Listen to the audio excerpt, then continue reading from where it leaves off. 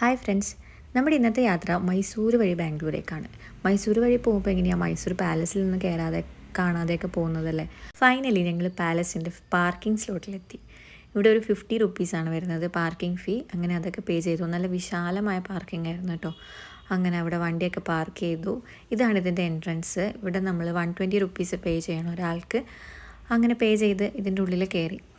ഞാൻ മൈസൂർ പാലസിൽ വരുന്നത് 10 വർഷങ്ങൾക്ക് മുമ്പാട്ടോ. ഞാൻ +2 പഠിക്കുന്ന സമയത്ത് സ്കൂളിൽ നിന്ന് ടൂർ വന്നതായിരുന്നു ഞാൻ മൈസൂർ പാലസ്. അങ്ങനെയാണ് ഞാൻ ആദ്യമായിട്ട് മൈസൂർ പാലസ് കാണുന്നത്. അതിനുശേഷം ഇന്നാണ് വരുന്നത്. എന്ത് ഭംഗിയാണല്ലേ ഇതിൻ്റെ ഉള്ളിലൊക്കെ കാണാൻ വേണ്ടിയിട്ട്.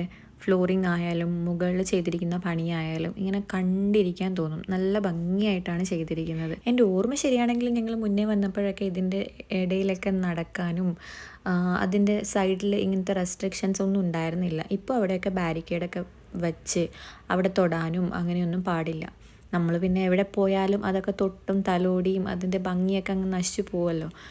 അങ്ങനെ ഇതിൻ്റെ മുകളിലൊക്കെ ഇങ്ങനെ ഇവിടെയൊക്കെ നമ്മൾ നടന്നിട്ടുണ്ടായിരുന്നു. പക്ഷേ ഇപ്പം അവിടെ ഒന്നും നടക്കാനോ ഒന്നിനും ഉള്ള അനുവാദമില്ല. കുറേയൊക്കെ അവർ പ്രൊട്ടക്റ്റഡ് ആക്കി വെച്ചിട്ടുണ്ട്. അങ്ങനെ ഉള്ളിലത്തെ കറക്കൊക്കെ കഴിഞ്ഞ് ഞങ്ങൾ നേരെ പുറത്തേക്ക് ഇറങ്ങി. ഇതിൻ്റെ പുറത്തുള്ള ഉദ്യാനമൊക്കെ നല്ല രീതിയിൽ തന്നെ അവർ സെറ്റ് ചെയ്ത് വെച്ചിട്ടുണ്ട്.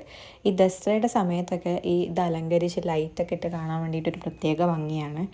ഈ മൈസൂർ പാലസിൻ്റെ കോമ്പൗണ്ടിൻ്റെ ഉള്ളിൽ ഏകദേശം ഒരു 12ലധികം അമ്പലങ്ങൾ തന്നെ സ്ഥിതി ചെയ്യുന്നുണ്ട്. ഇതിൻ്റെ ഓരോ സൈഡിലൊക്കെ ആയിട്ട് നമുക്ക് ഓരോ അമ്പലങ്ങളൊക്കെ കാണാം. അതിൻ്റെ കൊത്തുപണികളും ഒക്കെ ഭയങ്കര ഭംഗിയാണ് കാണാൻ വേണ്ടിയിട്ട്. പാലസിൻ്റെ പുറത്ത് ഇങ്ങനെ ഒരുപാട് ആൾക്കാർ വീഡിയോസും ഫോട്ടോസൊക്കെ എടുത്ത് തരുന്നുണ്ട്. അത് എടുത്തു തരാനൊക്കെ ഇവിടെ ആൾക്കാരൊക്കെ ഉണ്ട് കേട്ടോ. ക്യാഷ് കൊടുത്ത് അവർ നമുക്ക് നല്ല ഫോട്ടോസൊക്കെ എടുത്തു തരും. അത് കഴിഞ്ഞ് ഞങ്ങൾ തിരിച്ചു വീണ്ടും ബാംഗ്ലൂരിലേക്ക്. ഇതാണ് അതിൻ്റെ ഫ്രണ്ട് ഗേറ്റിൽ കൂടെയുള്ള വ്യൂ. അപ്പോൾ അത്രയേ ഉള്ളൂ ഇന്നത്തെ വീഡിയോ. ബൈ.